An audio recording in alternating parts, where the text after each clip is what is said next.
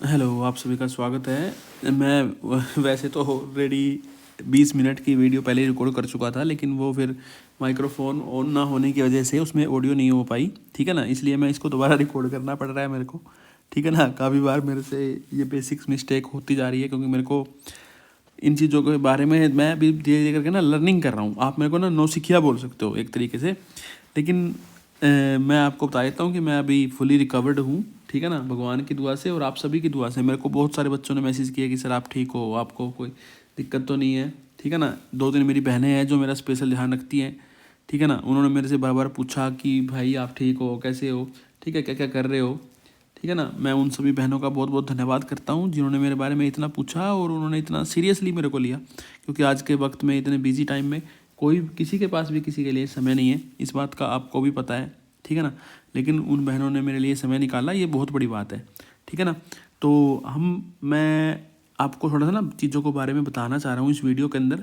ठीक है ना, सबसे पहले मैं आपको ये बता देता हूँ कि हमारी हरियाणा पुलिस की जो टाइमलाइन रहने वाली है, जिसके फॉर्म निकले हुए हैं, ठीक है ना, उसकी टाइमलाइन रहने वाली क्या है। ठीक है ना, तो मैं फिजिकल के बारे में अगर बात करूँ तो मार्च के अंदर आपके फिजिकल हो जाएंगे शुरू। मोस्ट प्रोबेबली चांसेस हैं कि 10 से 15 मार्च के आसपास आपके फिजिकल हो सकते हैं। उसके बाद आपका अप्रैल तक ये फिजिकल चलेंगे। ठीक है ना, और 90% पॉसिबिलिटी है, 90%, मैं कह रहा हूँ 90% पॉसिबिलिटी है कि आपका एग्ज़ाम जो होगा वो जून के अंदर होगा। ठीक है ना, जून के अंदर। ठीक है ना, तो ये बात मान सकते हो कि आप 17 मई से लेके 18 जून के बीच में आपका एग्ज़ाम होने के सबसे ज़्यादा चांसेस हैं। ठीक है ना, मैक्सिमम चांसेस इस डेट के अंदर आपके एग्ज़ाम होने के हैं। और एक दूसरी बात, अभी मैं थोड़े दिन पहले एचएससी विजिट किया था, अभी 4 से 5 दिन पहले एक दिन। ठीक है ना, तो तब मैंने बात की थी उनसे, तो वो जो ऑफिशियल है वहाँ पे, जो मेरा एक मित्र है जिसको मैं जानता हूँ, उन्होंने जो मेरे को इंसाइट ये दिया है कि काफ़ी सारे बच्चे अभी भी अपने फॉर्म को फिल करने में मिस्टेक कर रहे हैं। और मैं आपको बता देता हूँ कि अब की बार आपको फॉर्म फिल करने का दोबारा कोई मौका नहीं दिया जाएगा। इसलिए प्लीज़ मेरी दिल से रिक्वेस्ट है, आप फॉर्म को बिल्कुल वेरीफाई कीजिए, फिर फिल कीजिए। ठीक है ना, क्योंकि आपकी ज़िंदगी का सवाल है। प्री के बाद आपको मौका मिल गया है, अब आप कैटेगरी भी चेंज कर पा रहे हो, सब कुछ कर पा रहे हो। मेंस के बाद कोई मौका नहीं है और आपके हाथ से नौकरी चली जाएगी, इस बात का ध्यान रखना। एक पिछली बार बहुत जगह आपने सुन लिया होगा कि बहुत से बच्चे ऐसे थे जिनकी बहुत अच्छी तैयारी थी, फॉर्म नहीं सही से फिल किए और फिर उनका प्री में कोई रोल नंबर नहीं आया, प्री में वो बैठ ही नहीं पाए। तो आज वो बच्चे कहाँ हैं? कहीं भी नहीं है, उनका कोई जिक्र है? कहीं भी नहीं जिक्र है। इसलिए आप ध्यान रखें कि अपने फॉर्म को बहुत अच्छे से भरें। ठीक है ना, उसके बाद हम बात करते हैं कि आज हमको पढ़ना क्या क्या है और हमको कैसे कैसे पढ़ना है।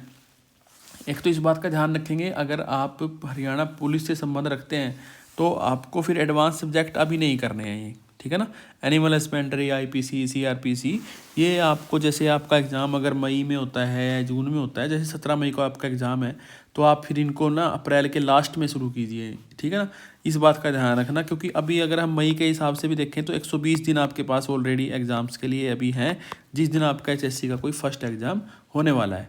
ठीक है ना, इस बात का बिल्कुल ध्यान रखना है।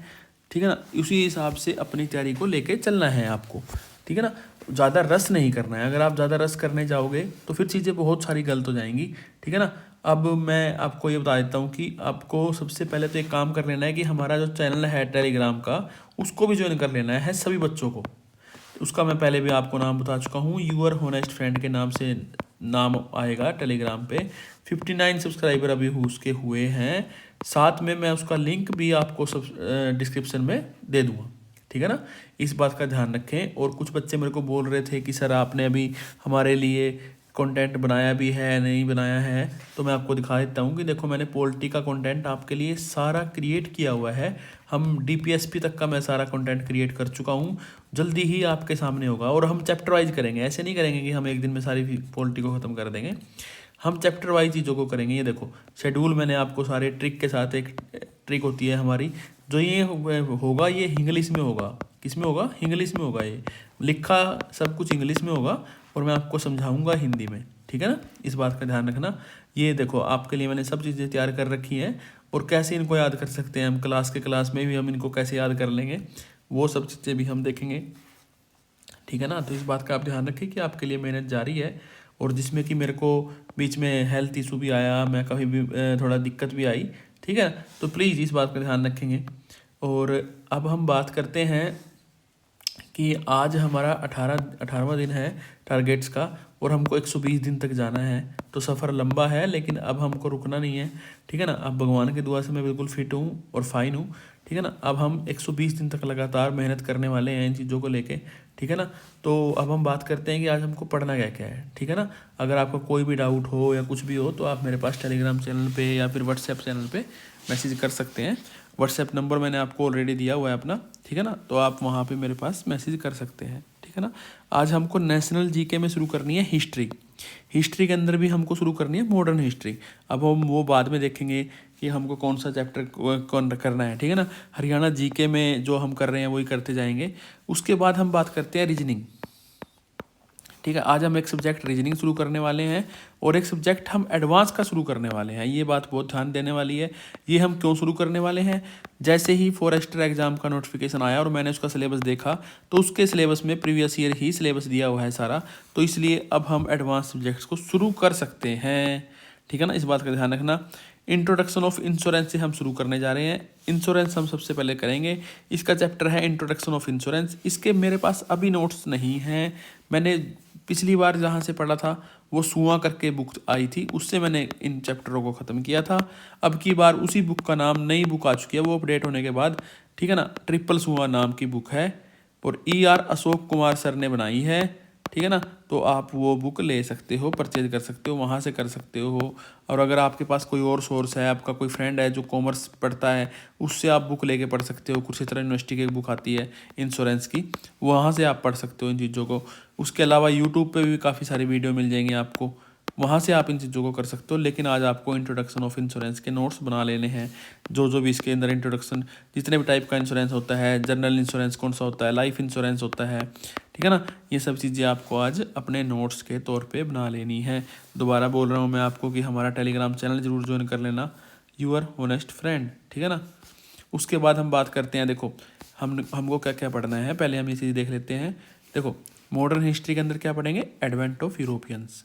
यूरोपियंस हमारे देश में कैसे आए, कहाँ कहाँ पे एंट्री हुई, कौन कौन उनको मिला, कौन सबसे पहले आया, पुर्तगालीज में कौन कौन आए, डच में कौन आया, फ्रेंच में कौन आया, ये सब चीज़ें आपको जाननी है। मेन चीज़ें पढ़नी है इसके अंदर। जैसे आपके फ्रांसिस्को अल्मीडा है जो पुर्तगाल गवर्नर था, ऐसी चीज़ें पढ़नी है आपको इसके अंदर, ठीक है। उसके बाद रीजनिंग जो हम शुरू करने जा रहे हैं, एक नया सब्जेक्ट, साथ साथ उसमें रैंकिंग आपको करना है। क्या करना है, रैंकिंग आपको टॉपिक का नाम है जो करना है। लेकिन अगर आप रैंकिंग क्या मतलब पूरी रीजनिंग में से निकल चुके हो, आप यार 60 से 80 के बीच के बच्चे हो, तो मैं उम्मीद करता हूँ कि आप रीजनिंग कर चुके होंगे। लेकिन जिस बच्चे को चैप्टर वाइज दिक्कत है ना, मैं इंपॉर्टेंट चैप्टर ही उसको करवाऊंगा। जैसे रैंकिंग एक अच्छा चैप्टर है, रैंकिंग में बहुत बच्चा गलती करके आता है, तो हम रैंकिंग कर लेंगे। रैंकिंग के बाद अगर आपका सब कुछ हो रखा है तो आप NTPC के सेक्शनल उसमें जाएंगे और वहाँ पे सिर्फ रीजनिंग अटेम्प्ट करेंगे, किसकी, NTPC की, और किसी की नहीं करनी, ठीक है। या SSC GD हो गया, MTS हो गया, उनकी भी कर सकते हो। लेकिन मेरे हिसाब से जो आपको सबसे ज़्यादा फ्रूट देगी, जो आपको सबसे ज़्यादा काम करेगी आपके लिए, वो आपके लिए करेगी सेक्शनल जो रीजनिंग है NTPC की। उसके बाद मैं आपको बता चुका हूँ इंश्योरेंस में आपको इंट्रोडक्शन ऑफ इंश्योरेंस पढ़ना है। अब मैं आपको बता देता हूँ, देखो ये चैप्टर है एडवेंट ऑफ यूरोपियंस, ये वाला चैप्टर है, दिख रहा है ना। ये वाला चैप्टर पढ़ना है 130 से 132 पे, जिसके पास ये बुक है वो कर सकता है, एडवेंट ऑफ यूरोपियंस। उसके बाद ये हमारा हरियाणा जीके का आज का कुछ वो रहेगा, टॉपिक रहेगा हरियाणा के पुरातात्विक स्थल और संग्रहालय। इसके अंदर किले हैं, जो अलग से स्थल हैं वो है, प्रमुख संग्रहालय हैं वो है। देखो आपको ये चैप्टर कैसे करना है, आपको ना इंपॉर्टेंट चीज़ें हाईलाइट कर लेनी है फर्स्ट रीडिंग के बाद, बस इस बात का ध्यान रखना है। और मैं मान के चल रहा हूँ कि आप 60 से 80 के बच्चे हो, तो आप हरियाणा जीके ऑलरेडी पढ़ चुके हो, तो आपको तो ऑलरेडी पता है कि क्या क्या इंपॉर्टेंट है। तो बस उन इंपॉर्टेंट को हाईलाइट करते जाइए और आगे से आगे बढ़ते जाइए, ठीक है ना। इस बात का ध्यान रखना है। और आपको पता ही होगा SSC GD का रिजल्ट आ चुका है। आपके लिए और मेरे लिए बड़ी खुशी की बात है कि हमारे इस छोटे से परिवार से 4 बच्चों का सिलेक्शन हुआ है, ठीक है ना, जो मेरे से जुड़े हुए हैं, जिन्होंने मेरे से पर्सनल लेवल पे बातें की हुई है, जिन्होंने मेरे से पर्सनल लेवल पे कुछ अभी जुड़े हैं, कुछ इस दौरान जुड़े थे, ठीक है ना, कुछ बीच में जुड़े हैं। जैसे हमारा एक बच्चा है CISF में, अभी उसका सिलेक्शन हुआ है, अरुण, उसके 81 नंबर है। सुखविंदर बच्चा है एक हमारा, ठीक है। उसके 72 बस नंबर हैं, बीएसएफ में है वो बच्चा, उसका सिलेक्शन बीएसएफ में हुआ है। एक रोहित करके मेरा भाई है, उसका सीएसएफ में हुआ है, 70+ उसके नंबर हैं। सीईटी के अंदर नंबर हैं, ये नंबर उसके सीईटी के हैं।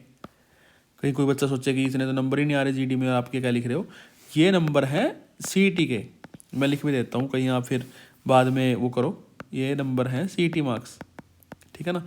इनके सीईटी में मार्क्स भी इतने हैं, तो ये यहाँ पे भी एक अच्छी पोस्ट के लिए एलिजिबल होंगे जो बच्चे अच्छे नंबर लेके आए हैं। ये बच्चा जैसे हरियाणा पुलिस के लिए तैयारी करेगा, ठीक है, ये बच्चा भी हरियाणा पुलिस के लिए तैयारी करेगा, ठीक है ना। और ये बच्चा तो एसआई के लिए भी तैयारी करेगा, ठीक है ना। कॉमर्स का बच्चा है तो ये लेवल 6 की कॉमर्स में जो वैकेंसी आएंगी वहाँ पे भी तैयारी करेगा। ये बच्चा भी ऐसे ही, इस बच्चे के पास भी साइंस के कुछ सब्जेक्ट ऐसे हैं जिनकी स्पेसिफिक भर्तियाँ आती हैं, वो उसके लिए भी तैयारी करेगा।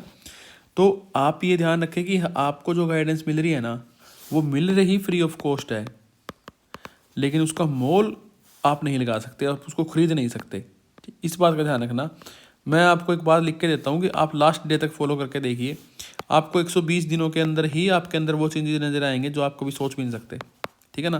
क्योंकि व्यापार नहीं है यहाँ पे व्यापार नहीं है। जिन्होंने मेरे से पर्सनल लेवल पे बात की उनको पता लग गया होगा कि मैं कोई व्यापार करने नहीं बैठा हुआ, ठीक है ना। मैं भी आप जैसा ही बच्चा हूँ, मेरे को आप जैसे बच्चों की जेन्युइन प्रॉब्लम लगी कि यहाँ पे हरियाणा के अंदर सब कुछ व्यापारी के तौर पे परोसा जा रहा है, ठीक है ना, जिनकी कोई औचित्य ही नहीं बनता है, ठीक है ना। अगर मैं आपको हरियाणा जीके का लेक्चर लेके आपके सामने आ जाऊं और मैं आपको सिर्फ और सिर्फ गीत गा के बहला जाऊं तो मेरे से बड़ा मूर्ख कौन होगा, ठीक है ना।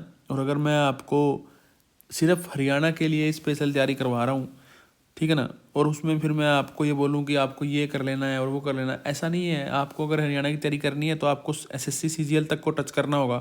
कंपटीशन उस लेवल तक का आ चुका है और आपको नहीं पता कि हरियाणा में अब की बार ग्रेजुएशन लेवल पे कितना टफ एग्जाम बन सकता है, ठीक है ना।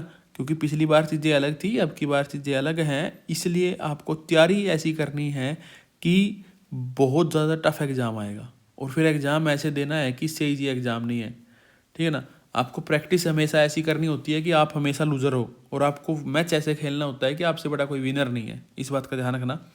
ये एक बहुत तकड़ी स्ट्रेटजी होती है किसी भी इंसान की, ठीक है ना। तो उम्मीद करता हूँ कि आपको सारी चीज़ें समझ में आ रही होंगी और आप इन चीज़ों पे ध्यान देंगे और आप इन चीज़ों को अपनी ज़िंदगी में भी लागू करेंगे और अपने माँ बाप के जो सपने हैं, माँ बाप से ज़रूरी जो आपके खुद के सपने हैं, ठीक है ना। क्योंकि इस दुनिया में सबसे इंपॉर्टेंट खुद के लिए आप हो, आपसे इंपॉर्टेंट कोई भी नहीं है। अगर आप अपनी आइज़ 2 मिनट के लिए क्लोज कर लोगे तो आपके लिए सब कुछ खत्म हो जाएगा। इसलिए आपसे इम्पोर्टेंट कोई नहीं है। आप उन चीज़ों पे फोकस करो और जो आपके लिए सबसे इम्पोर्टेंट है, मोस्ट इम्पोर्टेंट है इस टाइम पे हरियाणा पुलिस के जो बच्चे हैं उनके लिए सबसे इम्पोर्टेंट चीज़ है आपने फिजिकल की तैयारी करें, ठीक है ना। अच्छा, फिजिकल की तैयारी सभी कर सकते हैं। देखो, मैं आपको बिल्कुल मना नहीं करूँगा, जिसके 50 नंबर भी है वो भी कर सकता है, जिसके 40 नंबर है वो भी कर सकता है। क्योंकि फिजिकल की तैयारी अगर आप करोगे तो उससे आपका नुकसान नहीं होने वाला। ऐसे ही अगर आप एग्ज़ाम की तैयारी करोगे तो उससे आपका कोई नुकसान नहीं होने वाला। बस इस बात का ध्यान रखना कि आपको जो बेसिक सब्जेक्ट हैं जैसे रीजनिंग है, मैथ है, आपकी हरियाणा जीके है, इनको बहुत अच्छे से कर लेना है ताकि आपको इन फ्यूचर 3 से 4 साल जो भी एग्ज़ाम हरियाणा के देने पड़े उसमें आप अच्छे से अच्छा परफॉर्म कर पाएँ, ठीक है ना। उम्मीद करता हूँ आपको चीज़ें समझ में आई होगी। अपना प्यार, अपना साथ ऐसे बनाए रखें और अच्छी चीज़ों को शेयर करें, आगे आगे बढ़ाएं इन चीज़ों को, ठीक है ना, ताकि मेरे को भी मोटिवेशन मिले और आपको भी मोटिवेशन मिले, ठीक है ना। तो धन्यवाद, आपका दिन शुभ हो।